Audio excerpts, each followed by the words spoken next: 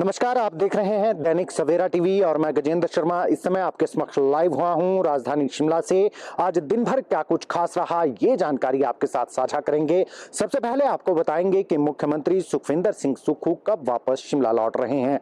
तो जी हां, क्योंकि मुख्यमंत्री सुखविंदर सिंह सुक्खू पहले दिल्ली दौरे पर थे। उन्होंने वहां मल्लिकार्जुन खड़गे से मुलाकात की, फिर प्रियंका गांधी वाड्रा से मुलाकात की। 16 तारीख को वो राहुल गांधी के साथ भारत जोड़ो यात्रा में पूरे दल बल के साथ शामिल हुए, यानी कि उनके साथ सारे 40 के 40 एमएलए थे।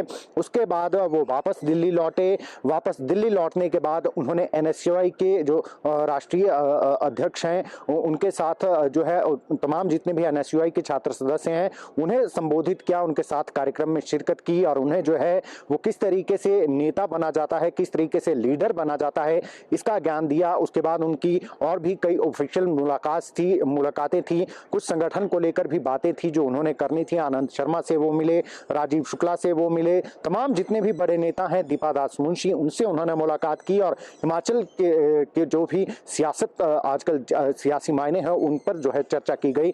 और अब जो है सुखविंदर सिंह सुक्खू कल यानी 19 दिसंबर को वापस शिमला लौट रहे हैं। 19 दिसंबर को वो 3 बजे जो है दोपहर अनाडेल पहुंचेंगे। अनाडेल से वो सीधा सचिवालय आएंगे और वहां पर जो जरूरी काम है उन्हें निपटाया जाएगा। उसके बाद 20 तारीख को मुख्यमंत्री यहीं होंगे। 21 तारीख को फिर मुख्यमंत्री का धर्मशाला जाने का कार्यक्रम है, क्योंकि कांगड़ा में जो है वो आभार रैली रखी गई है। कांगड़ा के लोगों का आभार जताना है, उस रैली में वो शिरकत करेंगे। एक बड़ी रैली वहां पर होनी है जोरावर स्टेडियम में 21 तारीख को। उसके बाद 22 से 24 तक सेशन होना है, वहां पर नए सदस्यों को शपथ दिलाई जानी है। उसके बाद जो अध्यक्ष और उपाध्यक्ष का वहां पर निर्णय होना है। इसके अलावा राज्यपाल का अभिभाषण होना है और उस पर चर्चा भी होनी है। तो तमाम ये जो है एंगेजमेंट्स आने वाले समय में मुख्यमंत्री की रहने वाली है और कल जो है मुख्यमंत्री वापस दिल्ली से शिमला लौट रहे हैं। इसके अलावा आप बात कर लेते हैं आश्रय शर्मा, जो कि अनिल शर्मा भाजपा की तरफ से विधायक हैं। मंडी के सुखराम पारिवारिक सुखराम, क्योंकि उनका जो है हाल ही में निधन हुआ था, लेकिन मंडी की सियासत में सुखराम परिवार का बहुत बड़ा एक नाम माना जाता है। पंडित सुखराम दूरसंचार मंत्री रहे, जब केंद्र में सरकार थी कांग्रेस की तो वो दूरसंचार मंत्री रहे थे। उन्हें जो है दूरभाष की जो गति देने के लिए, घर घर टेलीफोन पहुंचाने के लिए उन्हें यहां पर काफी माना जाता है। उनके समय में हिमाचल प्रदेश के कोने कोने तक टेलीफोन पहुंचा था और उनके पोते हैं आश्रय शर्मा। आश्रय शर्मा की मुलाकात हुई है सुखविंदर सिंह सुक्खू से। हालांकि उन्होंने जब युवा बेरोजगार रैली का जब कार्यभार उन्हें सौंपा गया था, विक्रमादित्य सिंह भी उनके साथ थे, लेकिन उन्होंने उस समय उस पद से इस्तीफा दे दिया था, कांग्रेस पार्टी से इस्तीफा दे दिया था उस पद से। और मायने ये लगाए जा रहे थे कि वो बीजेपी में शामिल हो सकते हैं अपने पिता के साथ, क्योंकि अनिल शर्मा जो है वो मंत्री रह चुके हैं और बीजेपी के जो है वो मेंबर है और वह मंडी सदर से विधायक हैं। लेकिन आश्रय शर्मा की अब सुखविंदर सिंह सुक्खू से मुलाकात हुई है। इसके जो सियासी माने हैं वो अलग अलग लगाए जा रहे हैं कि अब क्या वापस जो है वो आश्रय शर्मा पूरी तरीके से सक्रिय होना चाहते थे। पहले भी वो मंडी संसदीय हल्के से जो है वो चुनाव लड़ चुके हैं कांग्रेस के टिकट पर। तो इस मुलाकात के जो है खासे सियासी मायने लगाए जा रहे हैं, क्योंकि आश्रय शर्मा भी एक बड़ा नाम है और उनकी सुखविंदर सिंह सुक्खू से कहीं ना कहीं मुलाकात अपने आप में जो है एक सियासी चर्चा का विषय बनी हुई है। इसके अलावा बात कर लेते हैं कर्मचारियों की। तो कर्मचारी जिस तरीके से ओपीएस की मांग कर रहे थे, अन्य जो उनके भत्ते दिए हैं वो मांगे कर रहे थे। 3 महीने तक अब कर्मचारी कह रहे हैं। राजपत्रित कर्मचारी महासंघ की आज पत्रकार वार्ता हुई है, उनके अध्यक्ष हैं विनोद शर्मा। उन्होंने कहा है कि अभी हाल ही में सरकार बनी है, वे उसका स्वागत करते हैं और 3 माह तक जो है कर्मचारी कोई भी मांग नहीं करेंगे सरकार से। लेकिन उन्हें उम्मीद है कि जो ओपीएस का मुद्दा है और जो तमाम जो भत्ते दिए जाने हैं कर्मचारियों के, वो ये सरकार जो है जरूर देगी, मांगने की जरूरत नहीं पड़ेगी। और सरकार जो है स्वयं ही, क्योंकि कर्मचारी हितैषी सरकार है, तो ऐसे में जो है सब कुछ जितनी भी कर्मचारियों की मांगे हैं, फिर चाहे वो भत्ते हैं, ओपीएस एक बहुत बड़ा मुद्दा है जिसको लेकर कांग्रेस पार्टी सत्ता में आई है। ओपीएस उनकी 10 गारंटियों में पहली गारंटी थी कि ओपीएस आते ही जो है सत्ता में आते ही 10 दिन के भीतर ओपीएस बहाल की जाएगी। हालांकि अभी कैबिनेट का गठन नहीं हुआ है, पहली कैबिनेट में से मंजूरी देने की बात की जा रही है। अब देखना ये होगा कि कैबिनेट कब गठित होती है और कब ओपीएस को जो है मंजूरी मिलती है। इसके अलावा जो कर्मचारियों के कई देय भत्ते हैं वो भी नहीं मिले हैं, कर्मचारियों को एरियर नहीं मिला है। तमाम तरीके की ऐसी मांगे हैं जो पूर्व सरकार के समय करते रहे कर्मचारी,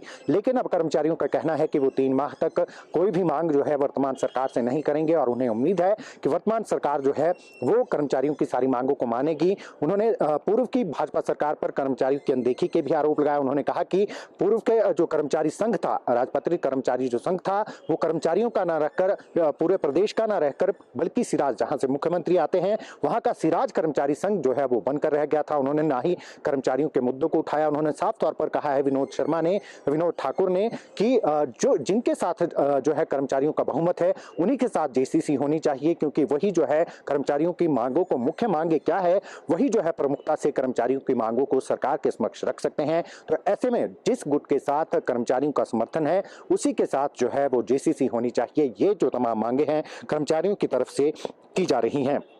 इसके अलावा बात कर लेते हैं पर्यटन सीजन की। तो पर्यटन सीजन में अब क्योंकि हिमाचल प्रदेश की राजधानी शिमला की अगर बात करें तो यहाँ पर दिसंबर का जो माह होता है उसके जो अंतिम 15 दिन होते हैं, टूरिस्टों की काफ़ी आवाजाही बढ़ जाती है।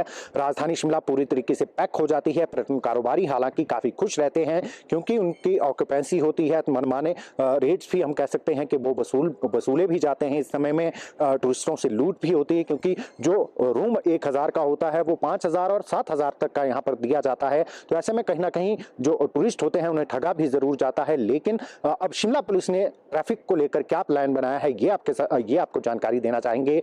शिमला पुलिस ने 5 सेक्टर में पूरे शिमला को बांटा है। इसके अलावा 106 अतिरिक्त पुलिस कर्मचारियों की ड्यूटी जो है वो शिमला के बाईपास रोड से लेकर शिमला का जो कार्ट रोड है वहां पर लगाई जाएगी। 106 कर्मचारी जो है वो शिमला की जो ट्रैफिक व्यवस्था है उसे संभालेंगे।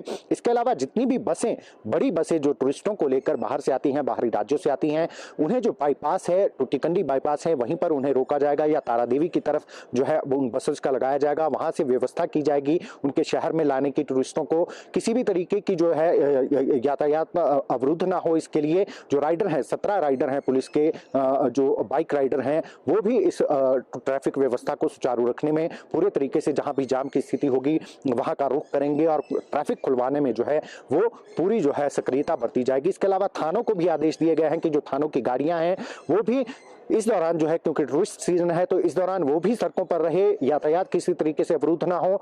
थानों का जो थानों में कार्यरत कर्मचारी हैं वो भी जो है वो सड़कों पर रहें, किसी भी तरीके की यातायात व्यवस्था अवरुद्ध ना हो, ट्रैफिक जाम ना लगे, पर्यटकों को किसी तरीके की दिक्कत ना हो। सभी जो है क्रिसमस और न्यू ईयर का जश्न शिमला में अच्छे तरीके से मना सके, इसके लिए पुलिस विभाग ने ट्रैफिक प्लान जो है वो बनाया है और उसे कार्यान्वित करने के लिए जो है पूरी एक कार्य योजना तैयार की गई है।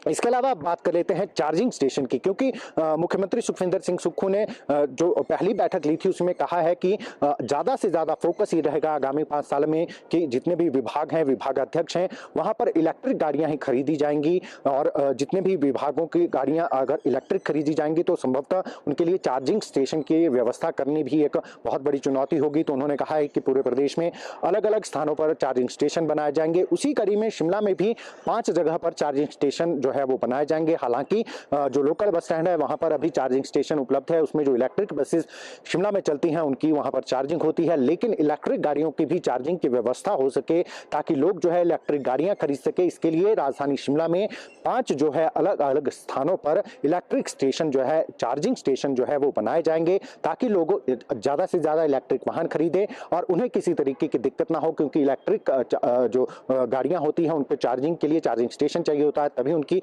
बैटरी चार्ज होती है। तो ऐसे में 5 जगह, शिमला के 5 जगह अलग अलग जगह चार्जिंग स्टेशन बनाने की भी जो है वो अब जो चार्जिंग स्टेशन है वो जल्द ही यहाँ पर बनाए जा सकते हैं। तो ये कुछ अपडेट्स थी जो हमने आपके साथ साझा करनी थी। ताज़ा अपडेट्स के लिए आप देखते रहें दैनिक सवेरा टीवी।